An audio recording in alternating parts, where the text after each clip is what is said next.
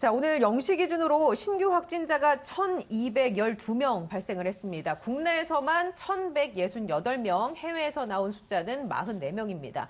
또 오늘 아침에 들어온 속보인데요. 이 수치는 포함이 안 됐는데 논산 육군훈련소에서 37명의 집단 감염이 또 나왔습니다. 어제 검사 건수를 좀 살펴보죠. 3786건이 검사가 되면서 양성률은 3.94%입니다. 지역별로 좀 쪼개서 살펴보면 서울에서 나온 확진자가 577명, 경기 357명, 인천 56명을 비롯해 수도권에서만 990명이 나왔고요. 부산에서 33명, 대전에서 29명, 제주에서 18명을 비롯해 비수도권에서 178명이 발생을 했습니다. 국내 발생 1,168명 중에 수도권에서 990명이 나오면서 비율로 치면 84.8%입니다.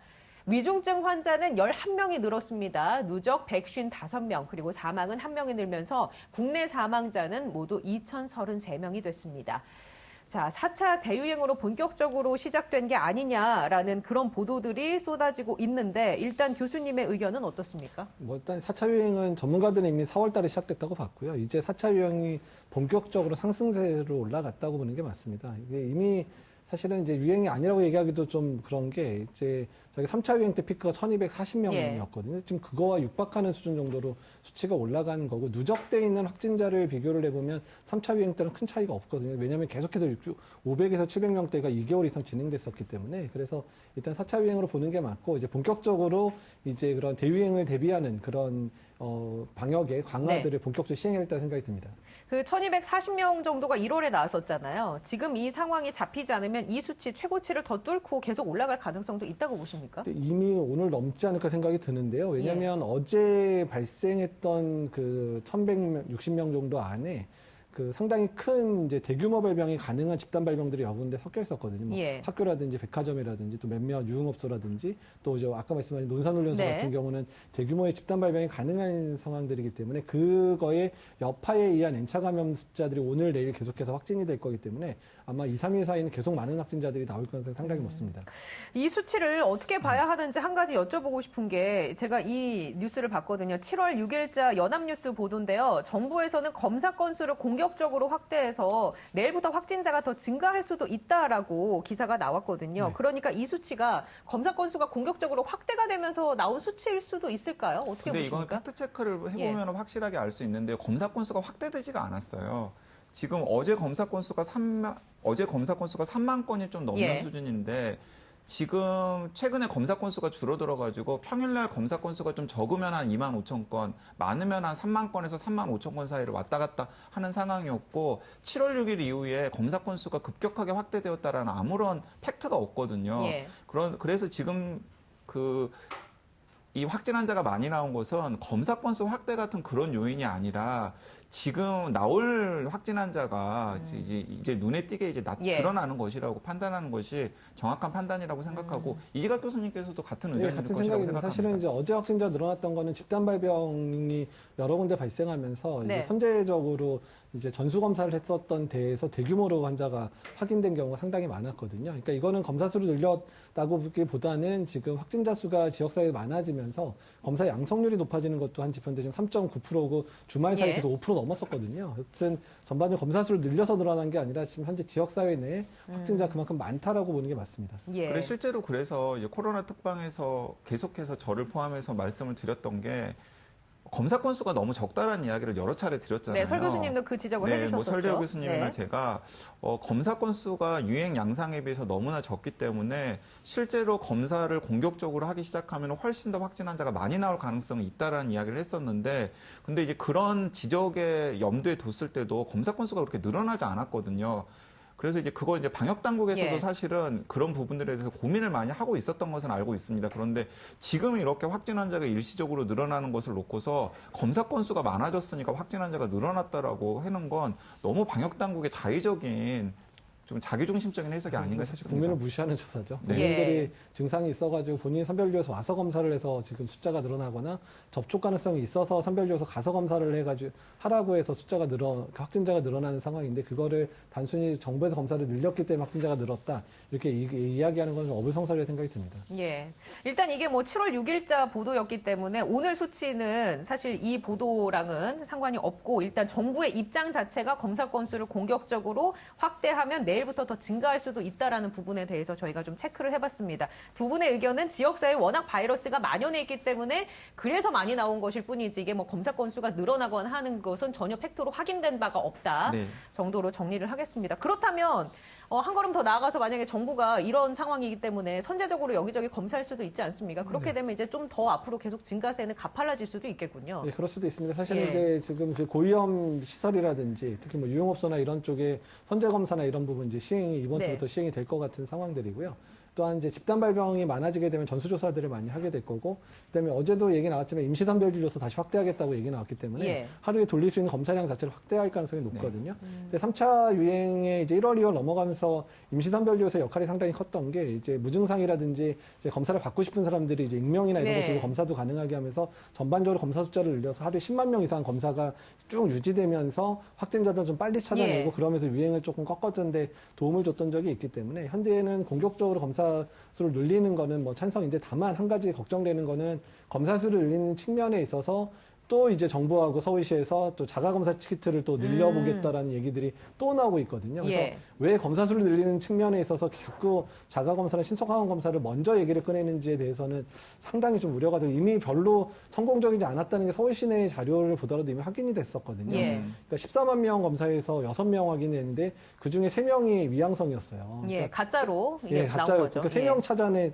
그밖에 못 찾아냈던 상황들이었는데 그게 3명 찾아냈다고 성공적이라고 브리핑하는 거 서울시 브리핑을 들었었는데 그게 14만 개 해가지고 그렇게 하느니 오히려 지금처럼 같은 경우에는 바로 검사가 가능할 수 있게 임시선별진료소를 늘려서 바로바로 국민들의 검사에 대한 접근성을 늘려주는 것 자체가 오히려 정확한 검사를 통해서 정확한 확진자를 잡아내는 데서 중요하다고 생각이 듭니다. 예. 그 사실 지금 중요한 것은 이제 증상이 심하지 않은 숨은 감염자를 찾는 게 중요하잖아요. 왜냐하면은 지금 유행을 주도하고 있는 연령대가 20대, 30대, 40대들이고 20대, 30대, 40대들은 코로나19 바이러스에 감염되었다고 하더라도 증상 자체가 심하지 않습니다. 하지만 남한테 전파는 시킬 네, 수 남한테 있죠. 전파는 예. 시킬 가능성이 충분히 있죠. 근데 이제 그런 분들에게 뭐 자가진단 키트라든가 뭐 신속 항원 검사 등을 활용하면은 양성인데도 음성으로 나올 가능성이 있거든요. 근데 그분들 같은 경우는 어제 이재각 교수님께서도 그 중증으로 이어져 가지고 병원 응급실로 실려온 환자 사례도 이야기를 예. 했지만은 그분 같은 경우에도 처음에는 신속 항원 검사를 해서 음성이 나와 가지고 본인을 안심을 했었는데 상태가 더 심해지니까 이제 양성 판정을 최종적으로 확정을 받은 다음에 응급실까지 실려오지 않았습니까? 그런 일들이 많아질 수가 있다라는 겁니다. 그래서 네. 저는 이제 이 대목에서 이 방송 보시는 시민들 그리고 또 이 방송을 보신 분들이 가족들이나 이웃들에게 조금이라도 좀 두 가지입니다. 하나는 뭐냐면 증상이 조금이라도 이상하다 싶으면은 바로 선별진료소 가서 신속 항원 검사가 아니라 PCR 검사 꼭 받아보라고 예. 권해야 된다는 생각이 들고요. 그리고 증상이 없다고 하더라도 본인이 약간 꺼림칙한 곳에 갔다 왔으면 다 알잖아요. 예. 예를 들어 뭐 유흥업소를 지금 유흥업소 문 열지 않지만은 뭐 불가피하게 몰래 문을 연 유흥업소를 다녀왔다든지 아니면은 뭐 그 산밀 환경에서 노출이 되어가지고 오랫동안 사람들이랑 같이 있었다든지 아니면은 뭐 회식을 했는데 마스크를 착용하지 않은 상태에서 뭐 장시간 보냈다든지 이런 좀 꺼림칙한 상황에 처해 있었던 분들이라면은 제가 생각하기에는 지금은 충분히 바이러스에 노출되었을 가능성이 있기 때문에 선별진료소 가서 PCR 검사를 좀 받아봤으면 좋겠습니다. 그리고 짚어볼 부분이 수도권의 발생 비율이 84.8%입니다. 굉장히 높은 비율로 수도권에서 확진자가 나오고 있는데 수도권 지역의 새로운 거리두기가 발표가 됐는데요. 일주일간 기존의 거리두기가 유지하는 쪽으로 가닥이 잡혔습니다. 이에 대해서는 어떤 의견 주실 수 있겠습니까? 사실 어제 긴급회의를 해서 이런 의견이 안 나왔었는데 예. 중대본이 또 뒤집었거든요. 전문가들 의견에 대해서. 지금 얘기해 주신 거 그래서 제가 듣기로는 어제 정부에서 이 증가세와 관련해서 회의를 진행했는데 거기에 비대면으로 참석하셨다고 얘기 들었습니다. 거기에서 나온 얘기를 좀 풀어주시죠. 그러니까 회의 내용을 뭐 직접적으로 얘기 드릴 수는 없는데 네. 일단은 전문가들의 대부분 의견들은 일단은 지금 비수도권 지역에 이미 새로운 거리두기 단계로 넘어갔잖아요. 예. 근데 수도권만 지금 기존 체계로 가는 것 자체가 너무 혼동을 줄 수 있으니까 일단은 맞춰라. 그러니까 새로운 거리두기 단계로 일단 넘어가자. 다만 현재의 확진자 수의 비율과 그다음에 그 기준들 있잖아요. 확진자 수라든지 중증 환자 비율 이런 것들을 고려해서 단계를 맞춰서 시작해라라고 얘기를 사실 했습니다. 그래서 그러니까 유예를 한다든지 이런 식으로 가게 되면 가장 큰 문제가 그러니까 불확실성이 계속되는 거거든요. 또 일주일 동안 또 기다려봐? 그럼 그 다음 주는 어떻게 되는 거야? 라는 부분들이 되니까 그럴 바에는 그럼 4단계로 몰리지는 못하더라도 3단계로 먼저 발표하고 3단계를 통해서 새로운 거리두기 단계로 이제 시행하고 대신에 유흥업소나 이런 데는 열면 문제가 되니까 유흥업소는 닫는 거는 유지를 했으면 좋겠다. 그리고 혹시라도 이번 주든 다음 주 초까지 계속 확진자가 늘면 아예 빨리 4단계로 올리는 방식으로 가는 게 낫겠다.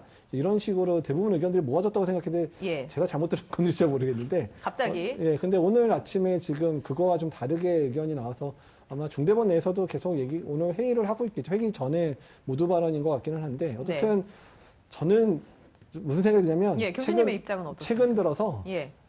그러니까 질병관리청이나 보건복지부가 방역의 강화에 대해서 계속해서 얘기를 하지만 중대본 차원에서 계속 받아들이지 않는 것 같아요. 그게 경제 때문에 그런 건가요? 뭐 경제적인 측면들 특히 7월 이후에 특히 소상공인이나 그다음에 자영업자들이 많이 기대를 했던 부분들에 실망을 주는 부분에 대해서는 뭐 저도 사실 안타까운데 이번에 손실보상법도 다 통과돼가지고 오늘 네. 국무회의 의결도 앞두고 있잖아요. 그래서 그런 상황이라 그러면 충분하게 보상을 하면서 지금 상황을 안정화시킬 방법들을 찾아가는 게 오히려 더 나을 것 같기는 한데 왜 이렇게 민기적되는지 이게 지금 작년 3차 유행 초기에 단계 올라갈 때마다 계속 일주일마다 1, 2주씩 늦게 단계를 올려가지고 계속 힘든 상황 만든 거랑 똑같은 상황이 좀 연출되는데 그 예. 이유가 계속 중대본에서 시작되거든요. 그러니까 총리실이 정신 차려야 될 것 같다는 생각이 듭니다. 예. 네, 그래서 그 이각 교수님께서 좀 이렇게 노골적으로 말씀을 하시기가 좀 곤란하실 것 같아서 제가 이제 대신 말씀을 드리면은 그 김부겸 총리가 제대로 리더십을 발휘하지 못하는 것 같습니다. 왜냐하면 어쨌든 간에 지금 방역 상황이 끝난 게 아니잖아요. 예. 코로나19 유행 상황이 끝난 게 아니고 어쨌든 간에 뭐 공도 있었고 과도 있었던 정세균 총리로부터 김부겸 총리가 이제 바통을 이어받았으면 어쨌든 정세균 총리의 지금 가장 중요하게 할 일은 뭐냐면 코로나 바이러스와의 전쟁을 어쨌든 간에 성공적으로 마무리 짓는 거거든요. 그러니까 전시의 지휘권을 넘겨받은 거예요. 그러면 전시의 지휘권을 넘겨받으면 그에 합당한 리더십을 발휘를 해야 되는데 여전히 지금 김부겸 총리가 리더십을 잘 발휘하지 못하고 있는 모습이고요. 지금 이제 상황이 딱 그 시험대가 아닐까 하는 생각이 드는데 오늘 아침까지 나오는 상황을 보면은 방금 이재갑 교수님께서도 총리실이 정신 차려야 된다는 말씀을 하셨는데 제가 생각하기에도 여러모로 지금 상황을 좀 객관적으로 파악하지 못하고 있지 않나 하는 생각이 듭니다. 지금 거리두기 단계를 선제적으로 올리는 게 아니라 일주일간 기존의 거리두기 단계를 유지하기로 했는데 아마 이런 결정을 내린 배경에는 지금 브리핑을 보니까 생활치료센터 같은 경우는 40% 정도 여유가 있고 중환자실도 여유가 있다고 보고 있기 때문에 이런 결정을 내린 것도 같은데 어떻습니까? 일단 뭐 중환자실 여유 있는 건 예. 맞습니다. 현재 중증환자 150명 내외이기 때문에 현재 전국에 이제 790개 정도의 중환자실이 있어서